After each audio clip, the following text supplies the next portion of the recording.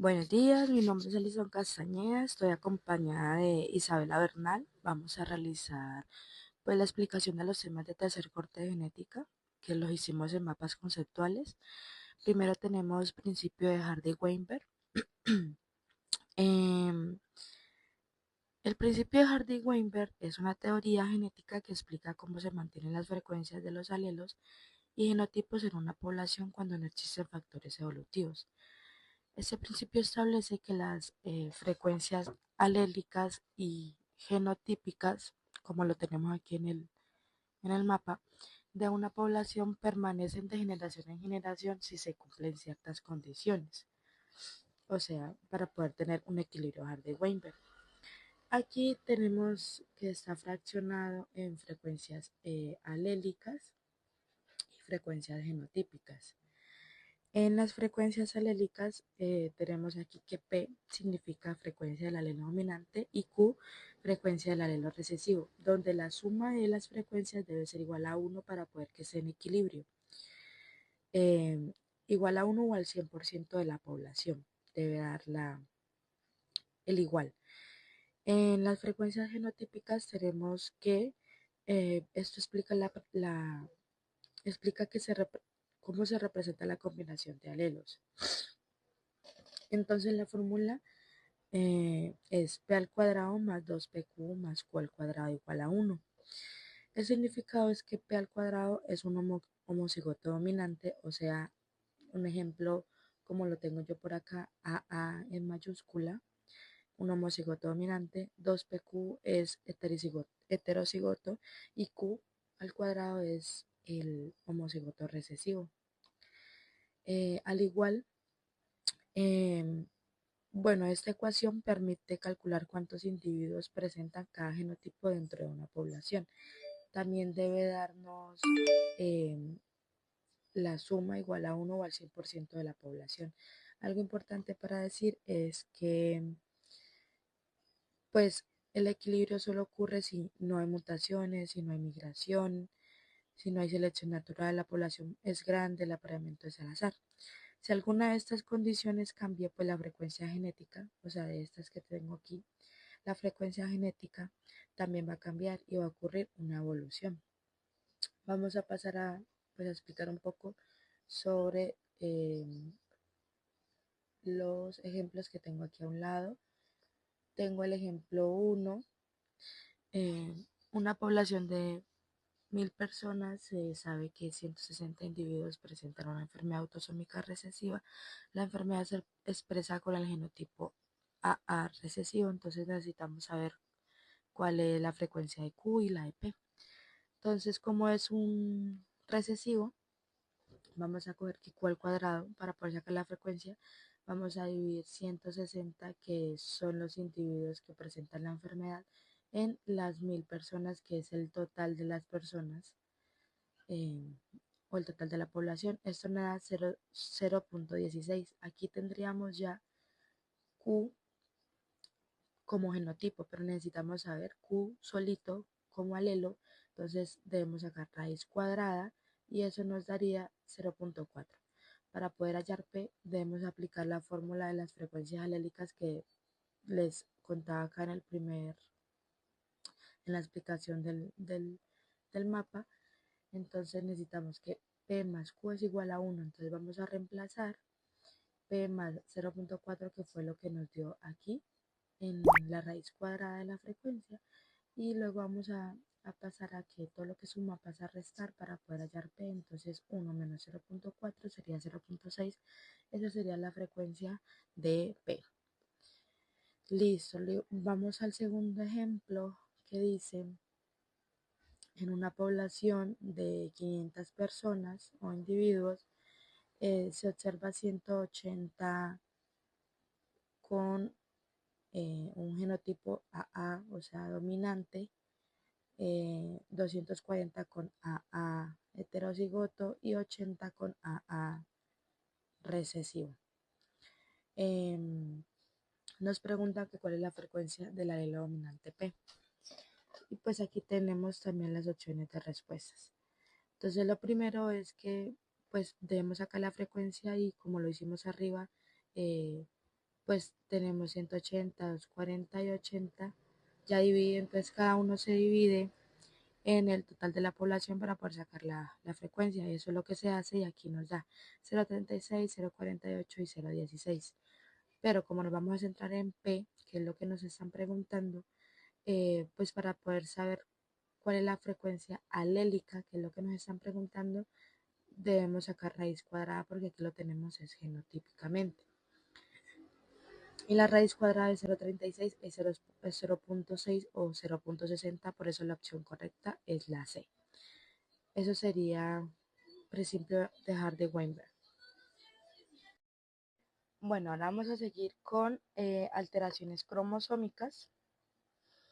En las alteraciones cromosómicas, bueno, son cambios en el número o en la estructura. En el número o en la estructura eh, que pueden afectar el desarrollo y el funcionamiento de un organismo. Bueno, digamos que se pueden separar en numéricas y en estructurales. Entonces, las numéricas pues nos afectan el número de cromosomas. Tenemos aneuploidías, que es la pérdida o ganancia de uno o más cromosomas. Puede ser monosomía, trisomía, como ejemplo la trisomía 21 o que sería el síndrome de Down, o la monosomía X, que sería el síndrome de Turner. Entonces, cuando es 2n-1, como está aquí, es porque falta un cromosoma. Y cuando es 2n más 1, es porque hay un cromosoma extra. Bueno, vamos a las euploidías, que es cuando cambian juegos completos de cromosomas. Entonces, tenemos haploidía, que sería un solo juego, diploidía, que serían dos juegos, y eh, que en ese caso un ejemplo pues seríamos nosotros humanos, que somos diploides porque tenemos dos juegos de cromosomas. Del resto los otros son más frecuentes en plantas porque son poco compatibles con la vida y pues obviamente con los humanos, como serían las triploidías, las tetraploidías o las haploidías. En las poliploidías existen más de dos juegos completos de cromosomas. Triploidía, tres juegos completos, tetraploidías, cuatro juegos completos, y es más frecuente en plantas como el trigo, el banano, y es muy raro en humanos, o sea, no es compatible con la vida. En las alteraciones estructurales afecta pues la estructura de uno o más cromosomas. Se puede perder un fragmento. Bueno, en la dirección, que es el primero que tenemos aquí, es la pérdida de un fragmento de un cromosoma. La duplicación es cuando un fragmento de un cromosoma se duplica o se repite y entonces como consecuencia tenemos exceso del material genético. La inversión es un fragmento que gira en 180 grados y se vuelve a insertar. Y puede haber aquí paracéntrica o pericéntrica, sino que aquí en esta foto no se ve. Aquí no se ve. Bueno, puede ser en la inversión par, eh, paracéntrica, que o sea que no incluye el centrómero, sino que puede girarse solamente una parte de acá abajo. Y ya la pericéntrica es porque digamos que una parte que incluye el centrómero se gire 180 grados, entonces ya ahí hay un cambio del centrómero. Vamos a lo que es la translocación, que hay un intercambio de fragmentos entre cromosomas. Entonces puede ser recíproca o puede originar enfermedades y puede originar enfermedades genéticas. Entonces es el intercambio de fragmentos entre cromosomas. Entonces este que es verdecito eh, le da el fragmento al zapotico que está aquí, entonces quedan como trocaditos. Puede ser así, o sea, es así recíproca. Eh, Luego tenemos también tenemos las translocaciones robertsonianas, que se produce por la fusión de dos cromosomas acrocéntricos con dos brazos Q y quedan con dos brazos Q largos, o sea, no tendrían brazo P y Q, sino solamente dos brazos Q largos. Digamos que eh, se quiten estos dos pedazos y se unen estos dos y quedan solamente los dos brazos largos. En inserción es un fragmento se inserta en otro cromosoma. Y pues las causas principales pueden ser errores en la meiosis, en la mitosis, en la radiación,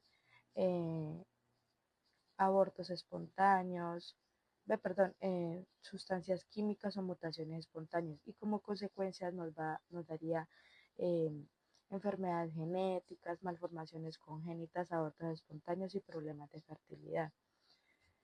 Aquí, estas es de las inversiones paracéntricas que les explicaba acá arriba, de las inversiones. Y la importancia de las alteraciones cromosómicas, pues las alteraciones son importantes porque ayudan a entender muchas enfermedades genéticas, permiten realizar diagnósticos prenatales y ayudan al estudio de la herencia y pues de la evolución.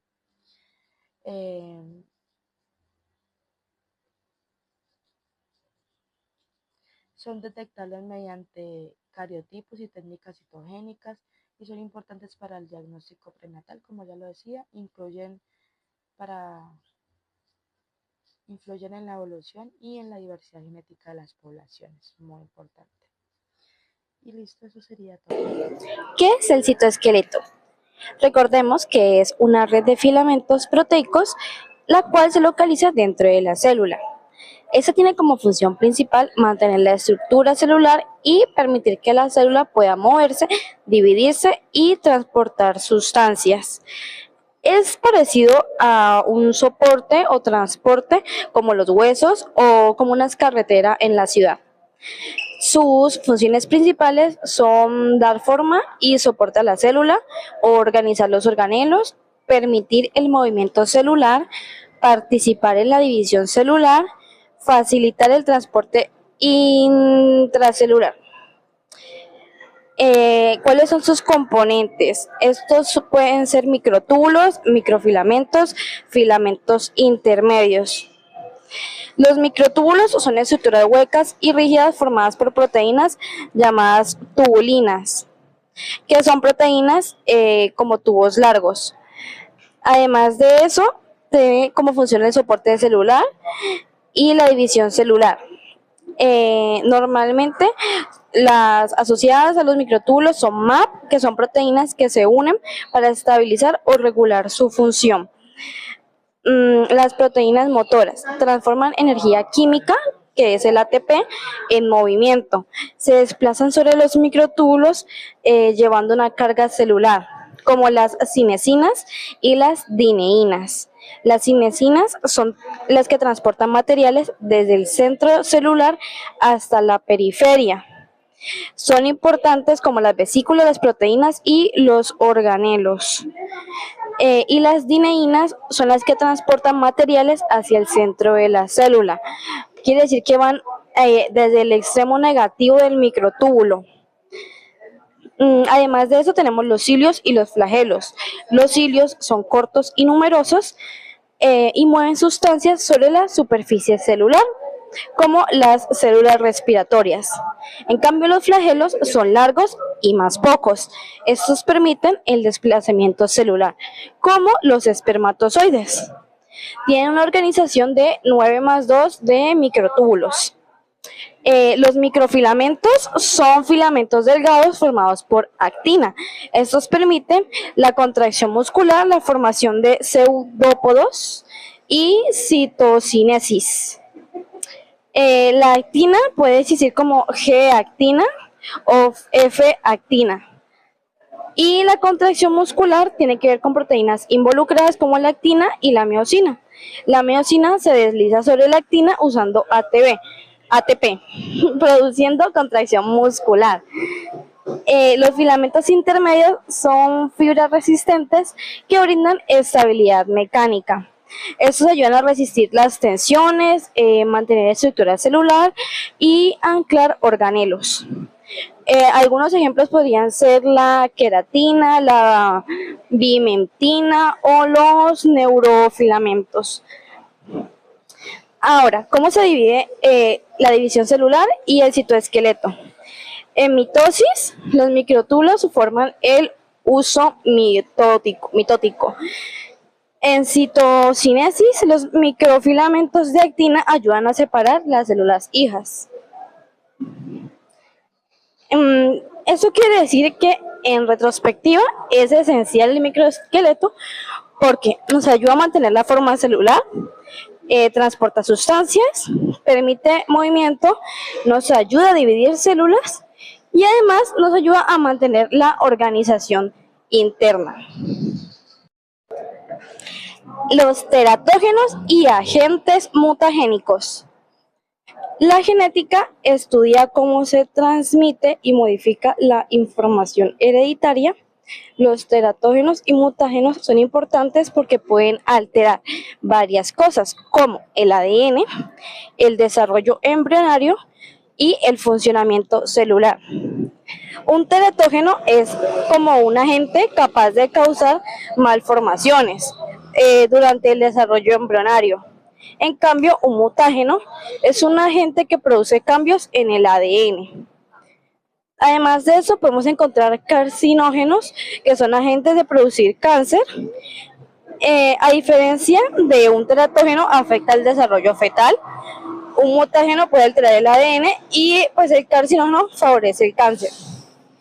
ADN como blanco molecular. Es cuando el ADN almacena información genética, entonces los agentes mutagénicos pueden dañarlo. Esto puede crear mutaciones, muerte celular, cáncer o enfermedades hereditarias. Tenemos varios tipos de mutaciones. Puede ser la mutación puntual, el cual cambia en una sola base nitrogenada. Esto puede verse de una manera silenciosa, missense o no sense. Además, mantiene con inserciones y deleciones, es decir, que se agregan o eliminan bases. También tenemos los reordenamientos cromosómicos, que son cambios grandes en cromosomas. Tenemos las mutaciones espontáneas e inducidas. Las espontáneas son cuando ocurren naturalmente, como por ejemplo los errores en replicación del ADN. Y las inducidas son causadas por agentes externos, como por ejemplo la radiación, sustancias químicas o algunos virus. ¿Cuáles son los mecanismos de mutagénesis? Tenemos sustitución de bases, que es cuando reemplazamos una base por otra. Esto ayuda a la formación de dímeros. La radiación UV une bases vecinas. Tenemos la alquilación, que es la adición de grupos químicos al ADN. Tenemos las rupturas de ADN, que es cuando la radiación ionizante puede romper cadenas de ADN. Tenemos reparación del ADN. Las células poseen sistemas de reparación. Eso tiene varios tipos, como reparación directa, que es cuando se corrigen daños sin retirar ninguna base. Eso se divide en VER, que es la reparación por escisión de bases. Podemos ver el NIR, que es la reparación por incisión de nucleótidos. O podemos ver la recombinación, que es la que corrige roturas importantes. También podemos ver la mutación somática y germinal. La somática es cuando ocurre en células del cuerpo. Estas no se heredan y pueden causar cáncer. En cambio, la germinal ocurre en células sexuales. Sí puede heredarse. Tenemos los periodos críticos del desarrollo embrionario. El efecto de un teratógeno depende del momento de exposición. Esto puede verse en varias etapas, como la preimplantación, que puede causar muerte embrionaria, en la orgagénesis, que es el periodo más sensible, este puede producir malformaciones. En la etapa fetal puede afectar el crecimiento y la función. Y algunos factores que modifican el riesgo del teragénico son como las dosis, quiere decir que mientras más dosis hay mayor riesgo. También puede ser el tiempo de exposición, ya que el momento pues es crucial. Y además la genética maternal y fetal, ya que algunas personas son un poco más susceptibles. Ahora, ¿cuáles son los principales teratógenos? Podemos ver el alcohol, el cual puede causar síndrome alcohólico fetal. Esto quiere decir que tienen retraso mental, pueden verse alteraciones faciales o problemas de crecimiento. Otro podría ser el tabaco, que ayuda con el bajo peso al nacer o puede causar incluso un parto prematuro. E incluso algunos fármacos, como la tiladomina, que produce malformaciones en extremidades. O la radiación, el cual puede producir mutaciones y alteraciones del desarrollo. También puede verse afectado por infecciones como rubiola, zika o toxoplasmosis. ¿Qué agentes mutagénicos físicos encontramos? Puede ser la radiación UV, la cual produce dímeros de timina. Pueden ser los rayos X y gamma que rompen el ADN. Y los agentes mutagénicos químicos pueden ser los hidrocarburos aromáticos, que normalmente se relacionan con el humo del cigarro, además de las nitrosamidas, las cuales presentan en algunos alimentos procesados. Los agentes alquilantes son los que alteran las bases nitrogenadas. Podemos ver también agentes biológicos. Estos pueden ser algunos virus que alteran el ADN, como por ejemplo el VPH, la hepatitis B, el Epstein-Barr. Y también puede ser la prevención, que ya son medidas más importantes para poder evitar ese tipo de situaciones. Podemos evitar el alcohol y tabaco en el embarazo, uso radical o como racionar los medicamentos, tener una vacunación correcta y pues anticipada, la protección frente a la radiación y una educación genética.